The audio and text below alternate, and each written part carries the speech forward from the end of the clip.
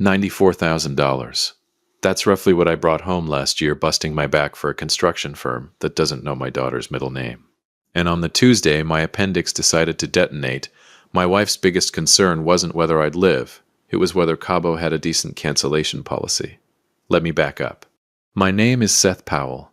I'm 45 years old, and I live in a stucco house in North Scottsdale off Pinnacle Peak Road. I'm a senior project manager for a commercial construction outfit. I build hospitals, parking structures, the occasional strip mall. I make good money. Not rich money. Good money. The kind of money that lets you take your family to Cabo San Lucas for a week and still sleep at night.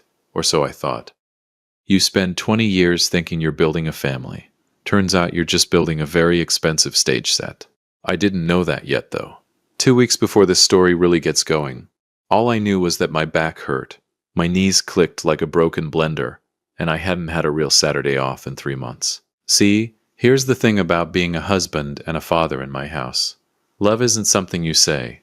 It's something you do, quietly while everyone else is asleep or scrolling on their phones. I restained our deck in June because Jessica mentioned once in passing that it looked tired. I spent 4 Saturdays under Olivia's Jeep Wrangler changing her brake pads because she said the dealership quoted her $600, and that's basically robbery, Dad. Nobody asked me to do any of it. I just did. And in March, staring at our shared calendar at 11 at night, after everyone else had gone to bed, I decided I was going to do something big. Something they'd remember. Cabo, I said, sliding my phone across the kitchen island to Jessica on a random Wednesday. Beachfront villa. Private pool. 1 week. I already booked it. Jessica's eyes went wide. Genuinely wide, for once. Not the polite performance wide she does for her design clients. Seth, this is... How much did this cost? $6,000, I said. Don't worry about it. 4 words I would replay in my head for the rest of my life like a bad song stuck on repeat. Olivia came thundering down the stairs in her workout clothes, AirPods still in, and when Jessica told her, she actually screamed, actually hugged me. For about 4 seconds, I was the best father in Maricopa County. Dad, you're the best. Oh my God, I'm telling everyone, Olivia said, already typing. Just maybe wait till we're actually there, I laughed. Don't jinx it. She didn't hear me. She was already posting. I want you to remember that moment. The screaming. The hug. Because it's the last time in this story either of them looked at me like I mattered more than what I could give them. Welcome to Dad's Raw Revenge. Get comfortable. This story is going to take you somewhere. Hit that like button and drop a comment below letting me know where you're watching from. Trust me, you're going to love it here. 3 months of 60-hour weeks paid for that trip. I picked up every overtime shift the firm offered. I ate gas station burritos in my truck during lunch, instead of going home, just to save the drive time and squeeze in 1 more hour on site. By the time the trip rolled around, I was running on fumes and energy drinks, but I didn't care. I kept a countdown on my phone. 9 days to Cabo. 6 days to Cabo. 2 days before we were supposed to fly out of Sky Harbor, I was in the garage organizing suitcases when it hit me. A pain low in my right side, sharp, like someone had reached in and twisted something that wasn't supposed to twist. I dropped to 1 knee, then both knees. Then I was on the concrete floor of my own garage, sweating through my t-shirt, unable to catch a full breath. Jess, I managed to call out, but my voice came out thin, useless. She found me maybe 10 minutes later. I'd lost track of time by then, standing over me with a laundry basket on her hip, like she couldn't quite process what she was looking at. Seth, what are you okay? Why are you on the floor? Hospital, I gasped. Now. Ruptured appendix. Emergency surgery. I was in Scottsdale Osborne for 1 night and discharged the next afternoon. Because that's how insurance works now. They patch the hole in you and shove you out the door before you can even stand up straight. I had a 6-inch incision held together with surgical glue, a bag of prescription painkillers, and doctor's orders. No lifting, minimal movement. Someone should be checking on you regularly for at least a week. Jessica drove me home from the hospital in near silence. I remember thinking, she's just scared. She's processing. Give her a minute. I gave her a minute. Then I gave her a day. By the 2nd day, I realized the silence wasn't fear. It was math. I was propped up in bed, still groggy, when I heard her on the phone in the hallway. Her voice had that clipped, irritated tone she uses with contractors who show up late. No, I know, Brenda, I know. But it's non-refundable. That's the whole problem. $6,000. Just gone if we don't go. No, he's fine. He's resting. The doctor said he just needs quiet. Fine. He's fine. I was lying in a bed with a hole in my abdomen held together by glue, and I was fine. I told myself I misheard the tone. I told myself a lot of things over the next 48 hours. On the third night after my surgery, Jessica sat on the edge of the bed. She was dressed, actually dressed, hair done, and there was a suitcase by the bedroom door that I hadn't given permission to be packed. Something in my chest already knew what was coming before she opened her mouth. "Honey," she started, and I want you to understand she used the exact same tone she uses when she's telling a client their kitchen backsplash choice is a bold decision. "The $6,000 is 100% non-refundable. If we stay home, we're just flushing cash down the toilet. And the doctor did say you need total quiet to heal. We'd just be in your way, honestly." I stared at her. "You're leaving." "Well, I can't stand up on my own. Olivia already has her bags packed, Seth. She's been so excited. You wouldn't want to take that away from her, would you?" There it was, the move. Make it about someone else's happiness, so my objection makes me the villain. "Jess, I need help. I can't drive. I can barely make it to the bathroom without—" "You'll be fine," she said, standing up, smoothing her blouse. "It's a week. We'll FaceTime every day." Then, and I still don't fully believe this part happened, even though I watched it with my own 2 eyes, she pulled out her phone, right there at the foot of the bed, and called Brenda. "Hey, so, Seth obviously can't make it. It's just such bad timing," she said, laughing a little like it was a scheduling conflict and not a medical emergency. "You guys should take the master suite instead. Seriously, don't let it go to waste." She hung up, looked at me almost cheerfully, and set a bottle of water and a sleeve of saltine crackers on my nightstand. "Just DoorDash something if you get hungry," she said. "Love you. Feel better." The garage door went up, then down. Then the house was silent in a way I'd never heard it before. Not peaceful silent. Abandoned silent. "You're ruining the summer." She never said those exact words that night. She didn't have to. It was written all over the packed suitcase, the master suite offer, the saltine crackers left on my nightstand like I was a hamster somebody forgot to rehome before vacation. I lay there for a long time, staring at the ceiling fan spinning slow circles above me, and I remember thinking one very clear thought: 20 years of Saturdays. And this is what it bought me. I don't know exactly how long I was alone. Time gets strange when you're flat on your back, drifting in and out from the painkillers, listening to your own house creak and settle around you like it's laughing. Hours, maybe. Long enough that the crackers were gone and the water bottle was empty, and I was seriously considering trying to crawl to the kitchen. Then I heard the front door. My first thought was pure panic. Someone's in the house. And then I heard a voice I recognized, calling out from the entryway. "Uncle Seth? Hey, it's just me, don't shoot me," or whatever. Chris, my sister's kid. 23, works nights as a line cook at a Sonoran grill off Hayden, been trying to save up for his own food truck for the better part of 2 years. Jessica's called him a dropout couch surfer more than once at family dinners. Usually right to his face, usually followed by that laugh she does that isn't really a laugh. He appeared in my bedroom doorway in his work hoodie, car keys still in his hand, and just stopped. Looked at me, looked at the empty water bottle, looked at the suitcase-shaped dent still in the carpet by the door. "Mom told me what happened," he said quietly. "Said you had surgery. I figured somebody'd be here with you." "They left for Cabo," I said, and even I could hear how flat my voice sounded. Couldn't get the refund. Chris didn't say anything right away. He just set his keys down on my dress me in 4 days. "I don't know," I admitted. Like he was moving in, and said, "Okay, when'd you last eat something that wasn't a cracker?" I didn't know it yet, lying there half delirious on painkillers. But that question, that stupid simple question, was the first real kindness anybody had shown. "All right," Chris said, already rolling his sleeves up. "Give me 20 minutes. I'm making you broth." "And Uncle Seth." He paused at the door, and for a second he looked older than 23. "Nobody should have left you like this. That's messed up."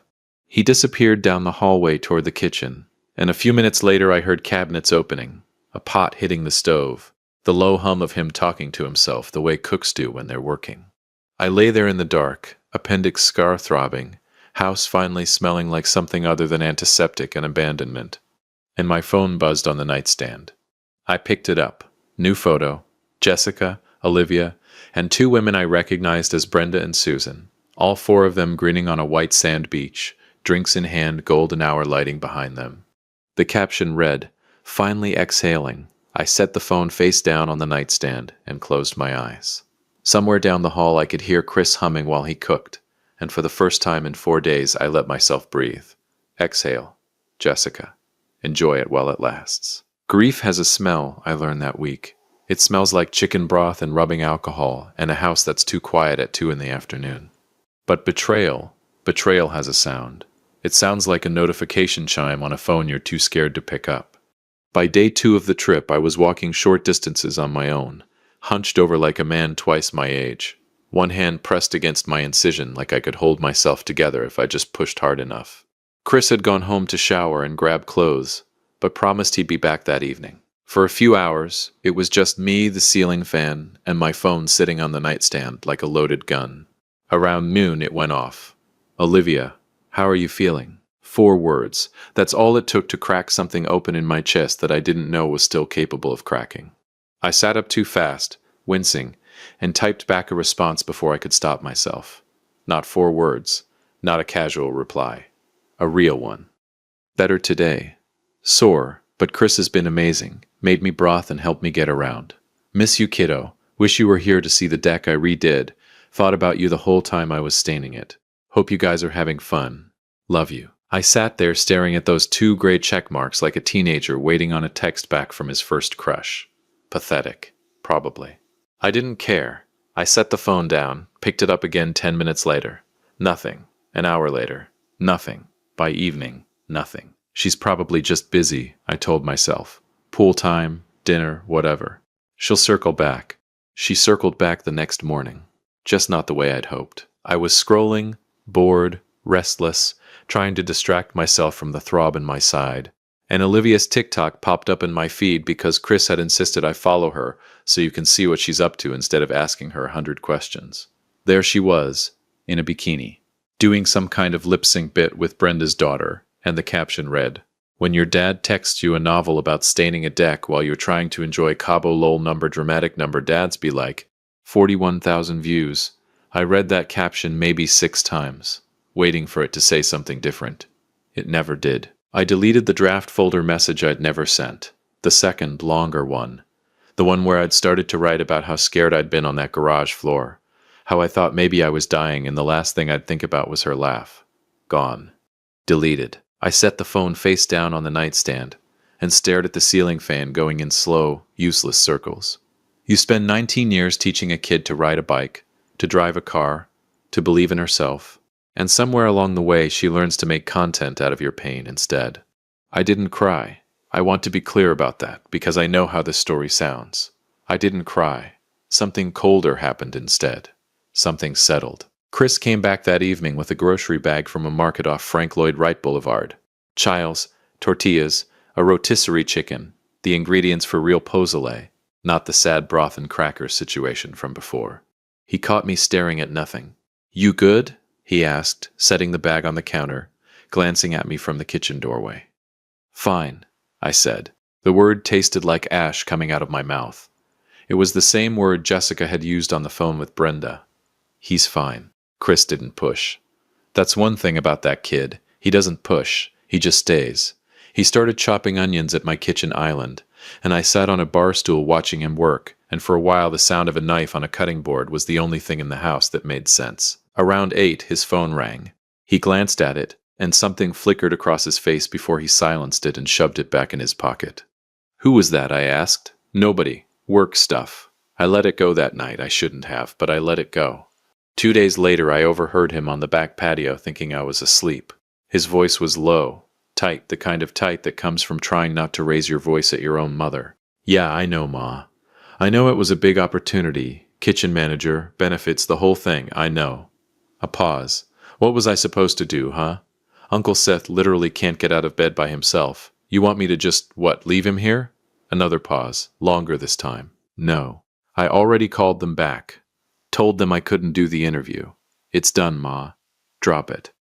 I lay very still in the dark, staring at the crack of porch light under my bedroom door, and I felt something twist in my chest that had nothing to do with my surgical scar.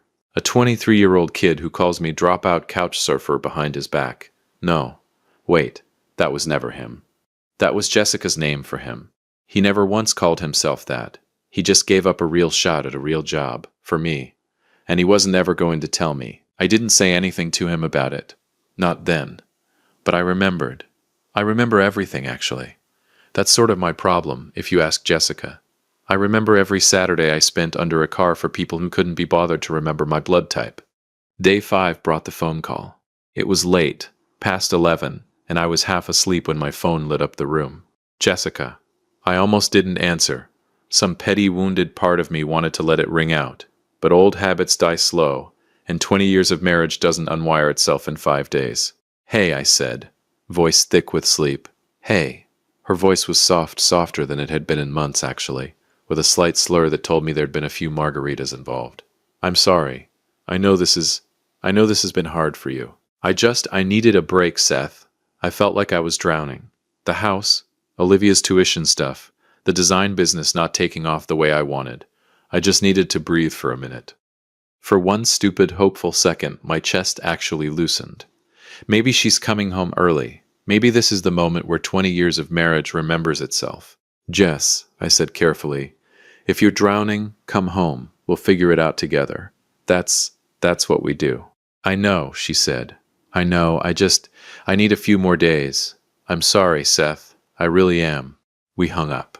I lay in the dark for a long time after that, turning her words over like stones, looking for the version of them that meant what I wanted them to mean. I found my answer at 7 the next morning. Instagram. A new post. Jessica, Brenda, and Susan in white robes at some resort spa. Cucumber water in hand, faces slathered in green clay masks, laughing at the camera. Self-care is non-negotiable. You can't pour from an empty cup. I went through that caption the same way I'd read Olivia's TikTok caption 2 days earlier, over and over, waiting for it to mean something other than what it obviously meant. She wasn't apologizing to me. She was apologizing for herself. There's a difference. It took me 20 years and a ruptured appendix to learn it, but there's a difference. I set the phone down on the kitchen counter, hard enough that Chris looked up from the stove. You okay? He asked. Fine, I said again. That word. That useless, load-bearing word. The mail arrived at 11 that morning. Chris brought it in.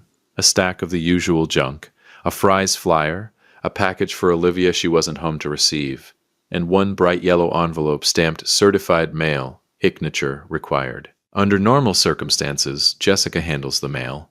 She's fast about it, almost weirdly fast, snatching it off the counter before I even get a look most days. I never thought much of that before. I do now. You want me to just set this on the counter? Chris asked, holding up the yellow envelope. Something in my gut told me not to wait. Open it, I said. I can't really grip things right now. My hands are still shaky from the meds. Just read it to me. He tore it open, unfolded the letter, and I watched his face change as he read it. The way his eyebrows pulled together, the way his jaw tightened. Uncle Seth, he said slowly, this is from the mortgage company. Read it. He cleared his throat. It says notice of default. Says the loan is 90 days past due. Says if payment isn't received within 30 days, they'll begin foreclosure proceedings. The kitchen went very quiet. I could hear the refrigerator humming. I could hear my own heartbeat, weirdly loud, weirdly slow. That's not possible, I said. I set up autopay years ago. That mortgage gets paid on the 1st of every month, automatically out of the joint account. I mean, Chris said gently, holding the letter out toward me even though we both knew I couldn't do much more than glance at it. It's saying otherwise. I sat there on the bar stool, staring at that yellow paper, and my mind went somewhere strange and specific, back to every Saturday I'd spent restaining that deck, replacing that fence panel, sealing that driveway.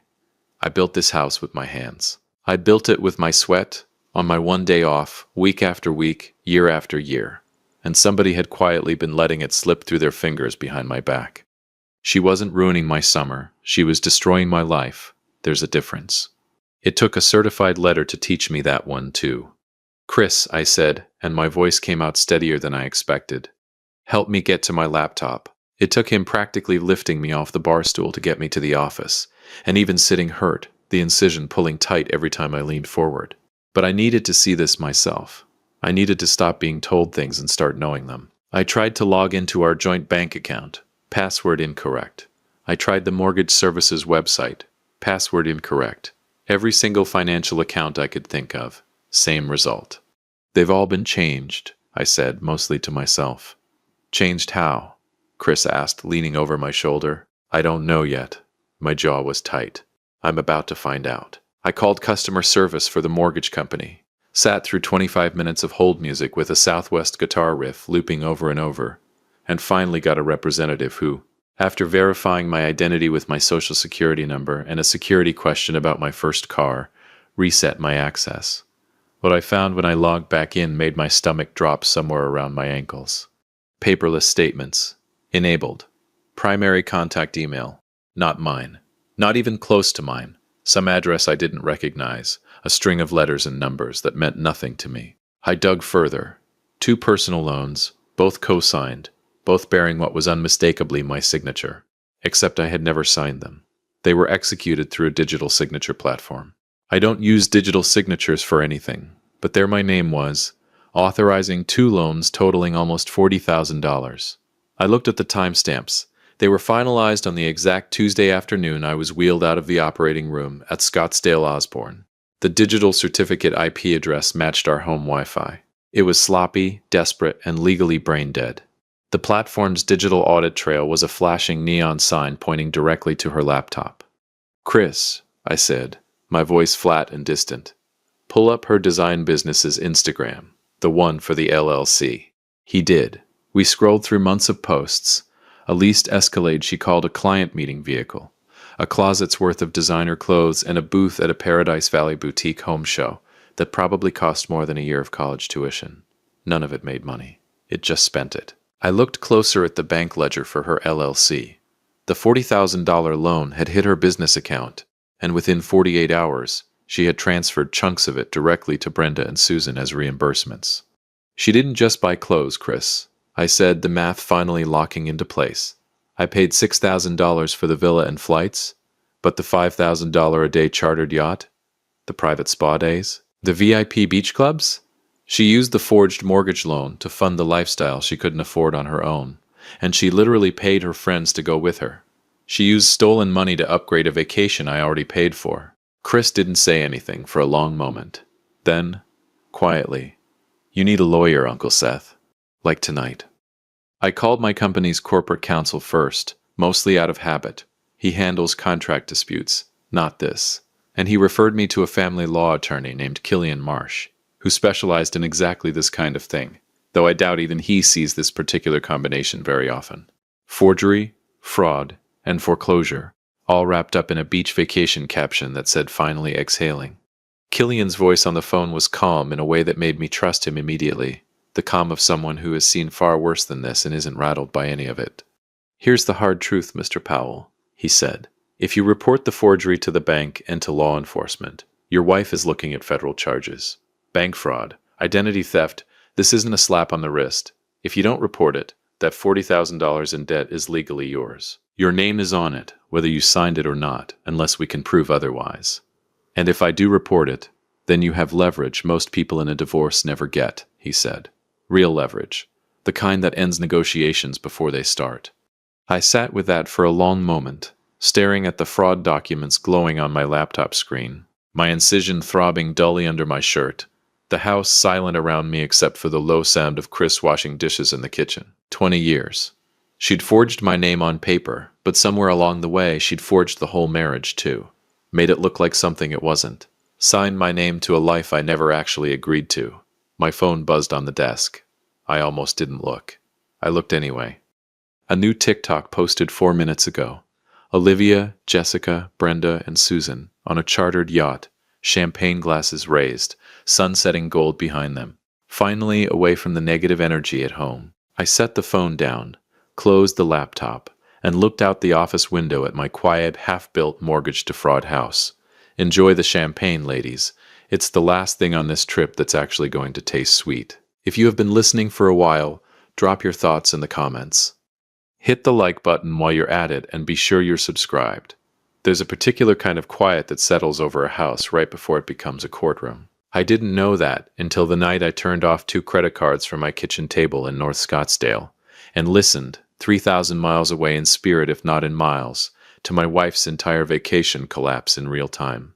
Chris had gone to grab us dinner from a taco spot off Pima, carne asada, because by that point in the week we'd both silently agreed that broth season was over. And I sat alone at the kitchen island with my laptop open, Killian Marsh's number saved in my recent calls, and a decision already made. You don't get to steal a man's house and vacation on the proceeds. Not on my watch. Not anymore.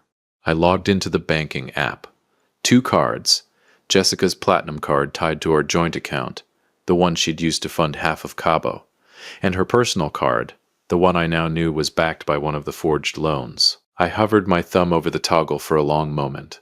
Last chance to be the reasonable one. Last chance to just let it slide, keep the peace, be the bigger man.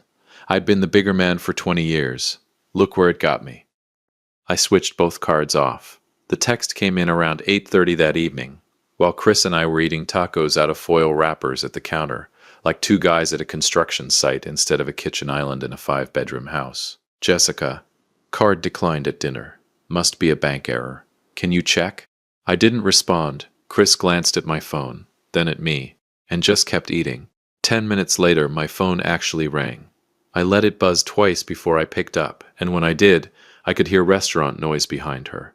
Silverware, low chatter, somebody's laugh, a table over. Seth? Jessica's voice was pitched low, urgent, the voice she uses when she's trying to sound calm in front of people while she's anything but. Hey, so, weird thing. My card just got declined at dinner, both of them actually. Can you check what's going on with the account? I know what's going on with the account, I said. I turned the cards off. Silence. Real silence. The kind where you can hear someone recalibrating on the other end of the line. You? What? Seth, we're at dinner. There's like 6 of us. This is... Completely. Her voice dropped even lower, and I could picture her exactly stepping away from the table, ducking into the restaurant bathroom, hand cupped around the phone. Are you trying to humiliate me? My cards are declined at a restaurant in front of Brenda and Susan. Turn them back on. Right now. And there it was. Not concern for our marriage. Not even embarrassment about the debt. Just the mortifying possibility that Brenda and Susan might see the cracks in the foundation before she'd finished plastering over them. I kept my voice level, calmer than I'd felt in 11 days. I didn't turn them off to humiliate you, Jess. I turned them off because they're my cards. My name, my credit, my signature. Well, some of it's my signature. Since you didn't want the vacation money to go to waste, I'm sure Brenda and Susan can cover dinner. Don't rush home on my account. I hung up before she could answer. Chris looked at me over his taco, eyebrows raised, chewing very slowly. Damn, Uncle Seth. Yeah, I said. Damn. I didn't sleep much that night, but for once it wasn't the incision keeping me up. It was strategy. I sat up against the headboard with a legal pad Killian had told me to keep. Write everything down, dates, dollar amounts, screenshots, all of it. We build the case before we build the confrontation. And by 2 a.m, I had 4 pages of notes and a plan that felt less like revenge and more like a demolition schedule. Which I suppose is fitting. I've spent 20 years in construction. I know how to take a structure apart safely so it doesn't hurt the people standing near it. Except this time, the people standing near it were the ones who built the structure crooked in the first place. The next morning, Killian filed for an emergency financial injunction, freezing every joint asset, every account with both our names on it, before Jessica could touch another dollar. It went through by early afternoon. Every account, frozen. Every card, dead. Whatever cash she'd carried onto that yacht was, as of 2:15 Arizona time, the last liquid money she had access to. Then I did the part I'd been turning over in my head since the certified letter first landed on my counter. I opened a new email. Two addresses I'd pulled off the Paradise Valley Home Show sponsor list, cross-referenced against Brenda's husband's LinkedIn and Susan's husband's dental practice website. Subject line, regarding recent financial activity involving your household accounts, I attached 3 things. My hospital discharge paperwork from Scottsdale Osborne, dated the same week their wives were photographed at a Cabo spa with mine. A summary, not accusatory, just factual, numbers and dates, of the forged loans and where that money had gone, and a screenshot of the self-care is non-negotiable post, timestamped the same morning I'd been trying to reheat broth with one working hand. I didn't editorialize. I didn't need to. The math did the talking. You don't throw a punch when the truth can land it for you. That's something Killian told me, and it's the best legal advice I've ever gotten for free. I hit send at 3:47 p.m. and went to go help Chris load the food truck he'd been eyeing for over a year. Because that was the other thing I did that afternoon, and it felt better than every other part of the plan combined. The truck was parked in a dealer lot off Bell Road, silver with some rust around the wheel wells, a busted exterior menu board, but a kitchen inside that Chris had clearly memorized down to the inch. The flat top, the fryer. The walk-in space he kept calling tight but workable, with the kind of hope in his voice I hadn't heard from anyone in this story so far except myself, back in March, sliding my phone across the counter with Cabo pulled up on the screen. You don't have to do this, Chris said, standing next to me in the lot, hands shoved in his hoodie pocket, trying and failing to sound like he meant it. I know I don't have to, I said. I want to. You gave up a real job to spoon-feed your uncle broth and carry his mail. The least I can do is not let that be for nothing. We worked out the terms in the truck's front seat with Killian on speakerphone. My personal savings, never touched by the joint accounts, never touched by anything Jessica's name was on, funding the purchase outright. A real partnership, drawn up properly. I'd handle the books, the licensing, the business side I actually understand from 20 years of managing budgets on job sites. Chris would own the kitchen, own the food, own the thing he'd actually be good at. Shaw's Comfort Kitchen, Chris said, testing the name out loud for the first time, looking up at the blank menu board like he could already see it painted there. Sounds like something worth showing up for, I said. It was the first thing in 11 days that felt like it was actually being built instead of torn down. They landed at Sky Harbor the next evening. I know because Olivia's location was still shared with the family tracker Jessica had insisted we all keep, years ago. For safety, she'd said, back when safety was still something she cared about that didn't just mean her own comfort. I watched the little dot move from the airport onto the 101, north toward Pinnacle Peak Road, and I sat at the kitchen table and waited. Killian was already there beside me, a folder in front of him, quiet and unbothered, the way a man is when he's done this 100 times and knows exactly how it ends. Chris stood in the kitchen doorway, not hiding, not performing, just there, quietly wrapping his knives in a cloth roll, getting ready to head to the new truck for an early prep shift. Because life, unlike Jessica's Instagram captions, actually keeps moving whether you're ready or not. The garage door went up, then down. Footsteps. The front door swung open hard enough to bang against the entryway wall, and Jessica came in first, her face sunburned across the nose, her designer sunglasses pushed up into her hair, her eyes wide with a frantic, unhinged terror. Olivia lagged behind her, clutching her phone like a shield. Jessica didn't even look at the lawyer. She lunged toward the table. "What did you do?" she screamed, her voice cracking. "Seth, what the hell did you do?" Brenda's husband called her at the airport, screaming. "Susan's husband has frozen their joint accounts. They wouldn't even ride in the same Uber with me. They're threatening divorce, Seth.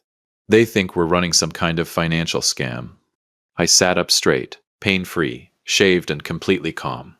"I didn't do anything, Jessica," I said quietly. "I just sent them the truth. I sent their husbands Your Design LLC's bank statements. I showed them the exact ledger lines where the $40,000 forged loans hit your account, and how you transferred thousands to Brenda and Susan to pay for their shares of the yacht and resort. Their husbands aren't mad at me.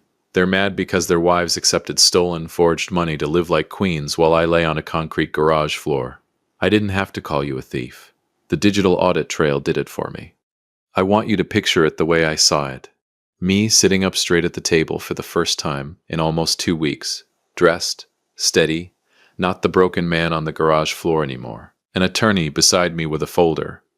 And in the background, my nephew, the one they'd called a couch surfer, calmly packing his knives like a man who had somewhere real to be in the morning. "Seth, what is wrong with you?"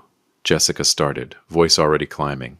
"You humiliated me in front of Brenda and Susan. You froze my cards. Do you have any idea?" "Sit down, Jessica," I said. Quiet. Not a shout. I didn't need to shout anymore. Something in my tone stopped her mid-sentence. She sat. Killian slid 2 documents across the table, side by side, and I watched her eyes drop to them. Document A, I said, is a completed police report for felony forgery and identity theft. 2 loans, $40,000, my name signed by someone who wasn't me. That report gets filed the second I decide to file it. Jessica's face went pale under the sunburn. Seth, I can explain.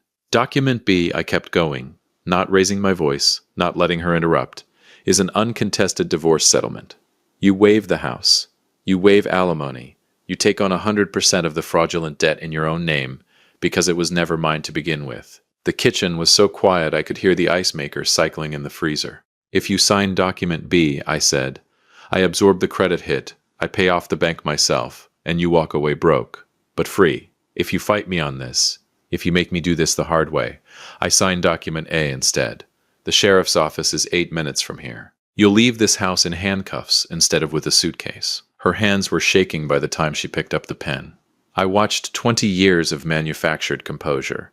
Every country club smile, every self-care is non-negotiable caption, collapse into something small and human.